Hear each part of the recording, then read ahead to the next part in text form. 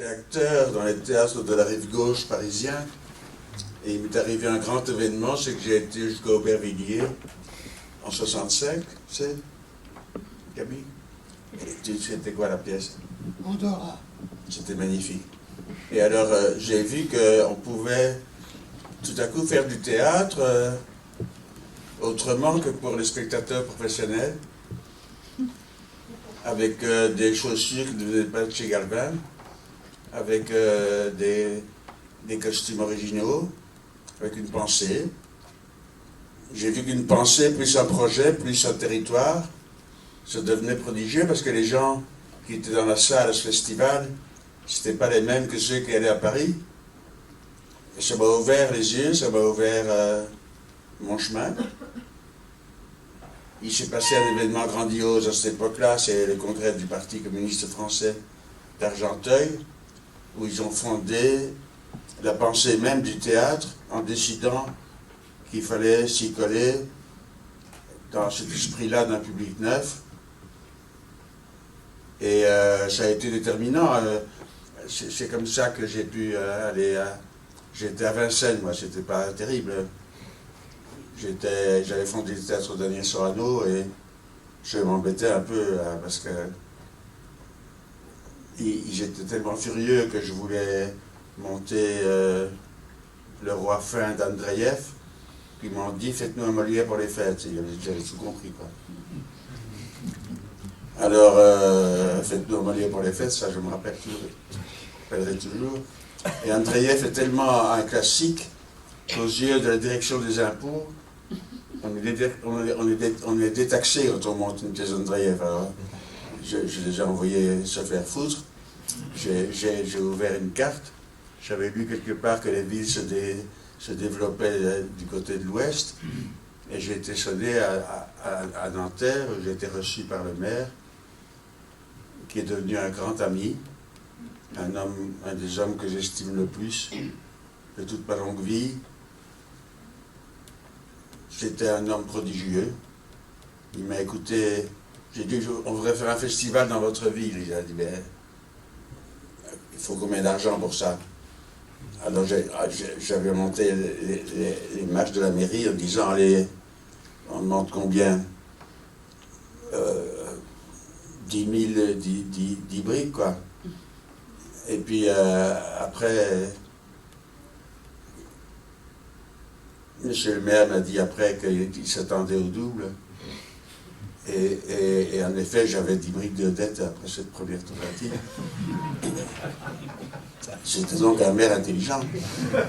Et compétent. Hein? Et compétent. Et compétent, oui. Alors, ça a été le début des amandiers. Les amandiers, j'ai appelé ça comme ça parce que j'avais mis mon chapiteau sur une cote du terrain. J'étais sur la cote cadastrale des amandiers, donc je te dis pourquoi ça s'appelle comme ça.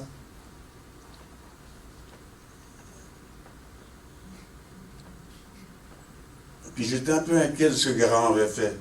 Aubervilliers était de la commune, parce que la commune pouvait demander des comptes. Je voyais difficilement une forêt d'amandiers venir me demander des comptes. C'était une prudence, parce que je sortais échaudé de la scène. Raymond Barbet était vraiment un grand homme, par une bonté extrême.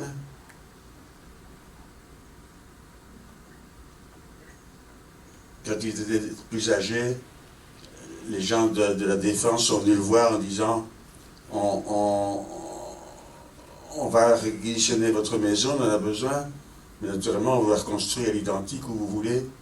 Il dit, vous faites ça pour tous les gens qui habitent les quartiers. Il dit, ah non, que pour vous. Et alors j'en veux pas. C'était vraiment un homme d'une honnêteté, d'une bonté prodigieuse. On est devenus très amis. Il m'a soutenu vraiment. Il a décidé de m'aider. J'avais fait un jour un spectacle qui s'appelait Les Farceurs dans la caravane à bois de Chiapas. C'était un spectacle burlesque. C'était un hommage à Robert Derry en réalité. Et dedans, vous dire dans quel esprit j'ai travaillé avec lui. Dedans, il y avait mes clowns avaient fait une plaisanterie qui n'était pas tellement judicieuse. Et il y avait un mec qui arrivait avec sa guitare à l'envers. On m'a volé mes cordes! Alors, on les remettait à l'endroit. Il faisait un accord et il disait « Ah, c'est le lutte final ». Là, j'ai eu des emmerdements à la fédération, du Parti communiste français, qui m'ont cherché des crosses. Et alors, il leur a dit, ben, c'est des clowns, vous êtes cons, quoi. Il était formidable, quoi. Il avait les yeux en face des trous, vraiment, lui. Alors, c'est une anecdote comme ça, mais qui en dit long sur la difficulté de travailler dans un pays inconnu. Mais j'ai gardé de ces expériences d'abord une reconnaissance pour le Congrès d'Argenteuil infini, puisque je lui disais tout après tout. Une reconnaissance formidable pour le soutien que Nanterre m'a apporté pendant 15 ans. Et je n'ai que des bons souvenirs dans cette affaire-là. Maintenant que c'est le 50e anniversaire, ils ont oublié de m'inviter, mais en fait, tant pis. Hein. C'est pas grave. Après tout, c'est pas grave.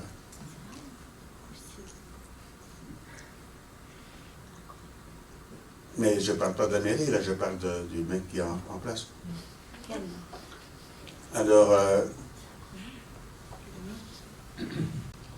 j'en ai tiré une conclusion, c'est que je n'ai toujours refusé de faire une cartoucherie de rechange, où on est tout à coup dans une réserve d'Indiens, où on fait soi-disant de la culture. Je trouve que c'est très grave de dire qu'on a tout ça et qu'on a raison. J'ai toujours gardé l'idée de l'implantation comme une condition indispensable. Et je continue dans le même esprit d'ailleurs, à chercher les publics les plus divers. Avec le théâtre École d'Aquitaine, je tourne dans le monde entier, mais je vais aussi dans les 125 villages qui sont venus jusqu'à mon théâtre. On les a repérés et on va jouer chez eux. Et j'ai fait le serment de faire les 238 villages de Lot-et-Garonne. Dans le même esprit.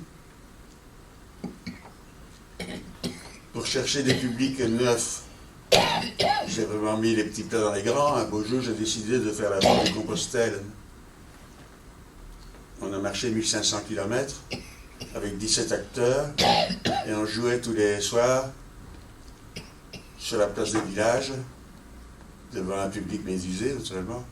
On jouait une pièce qui s'appelait la légende des acteurs pèlerins. La légende, c'était pour les non-croyants.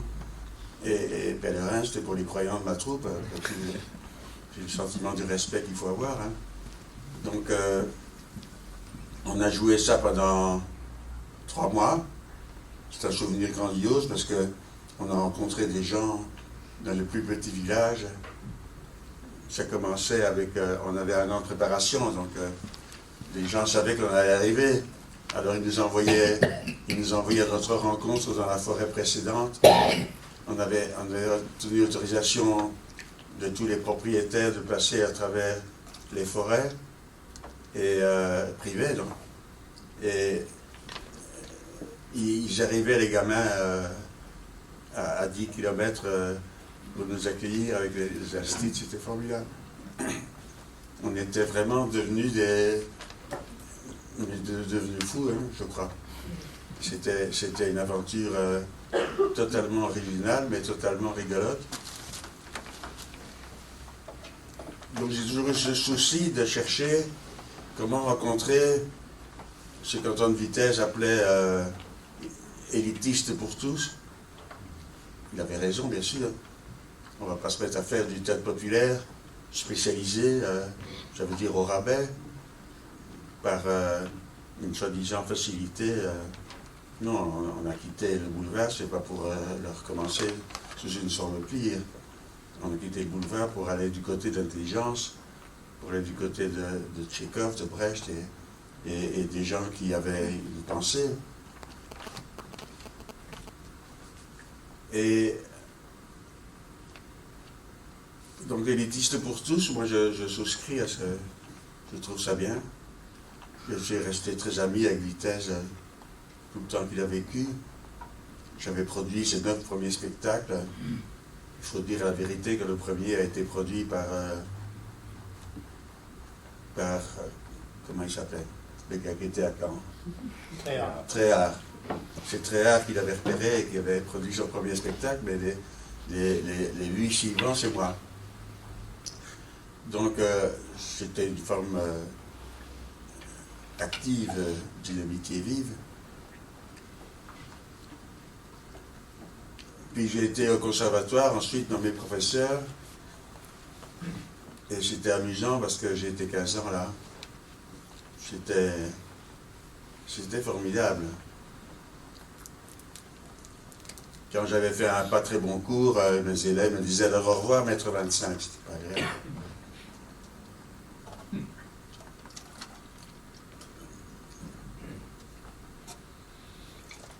J'ai laissé des traces de cet enseignement au conservatoire dans un livre parce que je suis parti à la demande de Césaire 4 ans à Fort-de-France. Toujours pour les mêmes raisons, d'aller là où on ne m'attend pas. Et j'avais dit que je laisserais une trace. J'ai donc écrit un bouquin qui s'appelle... Oh, ma mémoire fout le camp, dire. Comment il s'appelle le bouquin que je t'ai offert tout à l'heure? Oui, Les sensations insolentes. C'est un traité d'enseignement du théâtre. C'est pour se réveiller le matin avec une bonne idée de s'y coller. Insolentes dans le sens latin de inhabituel. Des sensations inhabituelles. Pour être acteur, il faut vraiment se lever de bonne heure. Il ne faut pas s'endormir sur ses lauriers. Il faut tout le temps réinventer la suite. Il faut réinventer sans arrêt cet endroit où vous n'êtes pas attendu. Parce que sinon, ce n'est pas la peine de venir. Donc, il faut tout le temps faire des choses qu'on n'attend pas de vous. C'est parfois dangereux, c'est parfois... On tombe à côté de la plaque, bien sûr, mais c'est toujours excitant. Voilà, puis alors, dans mon école à Agen, ça s'appelle Théâtre École d'Aquitaine. J'ai 24 ans de pratique avec des gens merveilleux. On les choisit avec un système un peu curieux, on choisit ceux qui émettent de la lumière sur ceux qui se présentent. L'ensemble des professeurs reçoit un par un, et on choisit ceux qui émettent de la lumière. Mâle ou femelle, c'est un critère qui marche. S'ils n'émettent pas de lumière, dehors, et hop. Plutôt pas dedans. On n'écoute pas des textes, c'est toujours truqué les textes. Au Conservatoire de Paris, j'ai entendu pendant 15 ans 1000 candidats qui annonnaient des choses apprises par cœur, y compris l'interprétation par cœur. C'était absurde. Donc il faut repartir sur des bases neuves. Alors, ça fait 24 ans que je fais ça avec ceux d'Agen. Si bien que plus mes élèves du conservatoire, plus ceux d'Agen, j'ai 615 anciens élèves dans la profession. C'est rigolo, ça. C'est un détail rigolo. Voilà. Donc, aller là où on ne vous attend pas, faire des choses inattendues, faire des choses pour des raisons essentielles, que si on se conforme à ce qui se fait ailleurs, alors on met en pratique la chanson inoubliable, comme d'habitude, qui est une immonde chose, une immonde chanson, comme d'habitude, ça fait le tour du monde. C'est épouvantable. Comme d'habitude, c'est horrible. Ils sont tous ravis avec ça, mais moi je tourne de l'œil, je l'entends. C'est presque aussi grave que ne me quitte pas, quoi.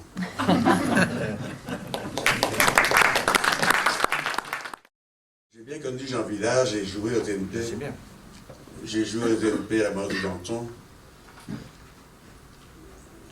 Je veux rappeler ça parce que j'admire cet homme infiniment. Je pense à lui tous les matins en me levant. Mon dernier livre lui est dédié.